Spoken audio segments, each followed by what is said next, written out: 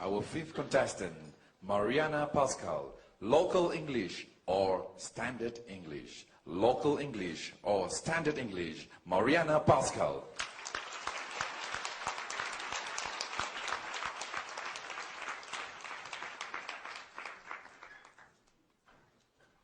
Well, many years ago, my daughter, who is half Chinese, attended a local kindergarten in Johor Bahru.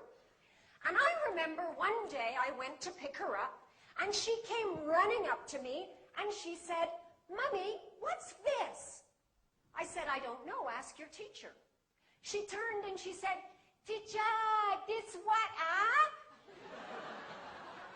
I said, "What did you say?" She said, "Oh, Mommy, that's Malaysian English."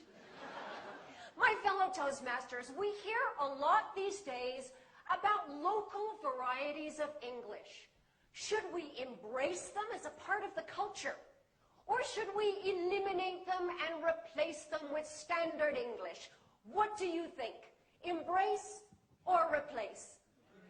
Yes, I love the local English here. It is the most colorful English in the world. I especially love your crazy two-word phrases. Where, got. Also can. See first. See how. It's so unique. And frankly speaking, I do not think that it is possible to eliminate local English because linguistic habits are very difficult to break. Am I right? Yes. Now, throughout my entire marriage, my Chinese husband has been saying, "Get down from the car." And I've been saying, "Honey, we're not on the car, so we can't get down. We're in the car, we get out."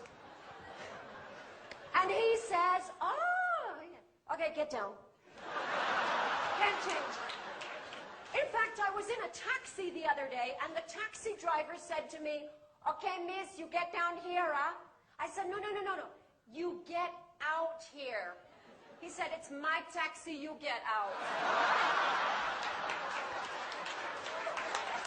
I think the important thing is that whatever English we speak, Malaysian English, Canadian English, Indonesian English, Bruneian English, that these days we be understood by people from other cultures. Am I right?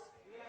I have to tell you, sometimes your local English is a little bit difficult for foreigners to understand.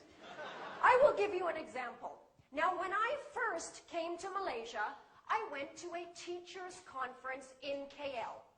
And at the end of the day, I said to a local teacher, I said, "Excuse me, I'd like to go back to the hotel now. Do you know where I might find a taxi?" And she said, never mind. You follow me." I said, "Well, I don't have a car, so I can't follow you. Do you know where I can find a taxi?" She said, never mind, you follow me." I said to my friend, "She wants me to follow her. Should I run behind her car?" You see, it would have been helpful if she had used a more standard phrase like, "I'll give you a ride." I'll give you another example of how local English can be very difficult for foreigners.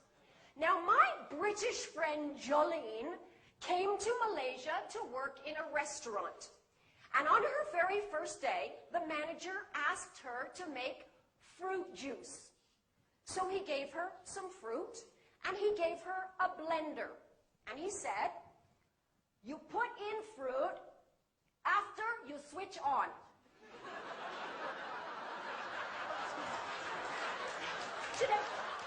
Excuse me, I'm putting the fruit after I switch it on. He said, "You put in fruit after you switch on." So she switched it on, put in the fruit. What happened? All the fruit came out. He said, I told you, you put in fruit after you switch on. See, she had heard this, right? It would have been a little clearer if he had said, "Put in the fruit. After that, you switch it on." You see, sometimes one single word can change the whole meaning, right? I remember when my husband and I were first falling in love. I remember this one evening that was so romantic. Now, my husband's English was not very good at that time. And this was the night he was going to propose. We were dancing. It was so romantic. We just looked at each other. And he said in the most gentle voice,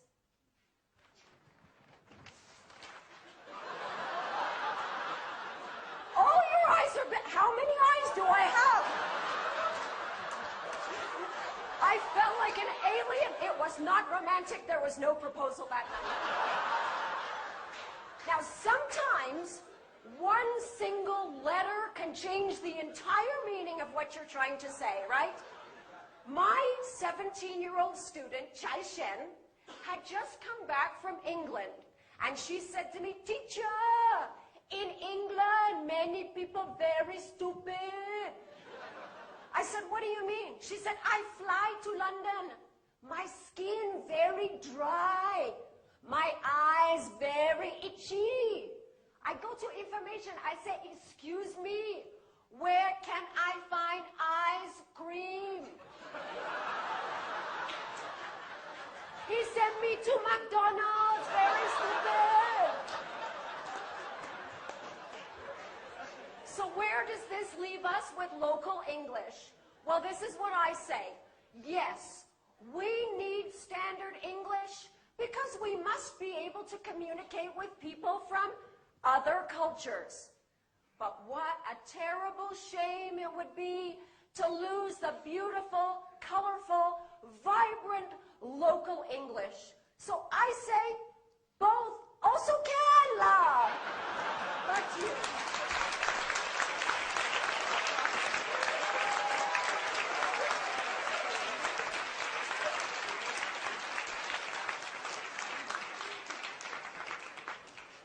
Please observe 1 minute.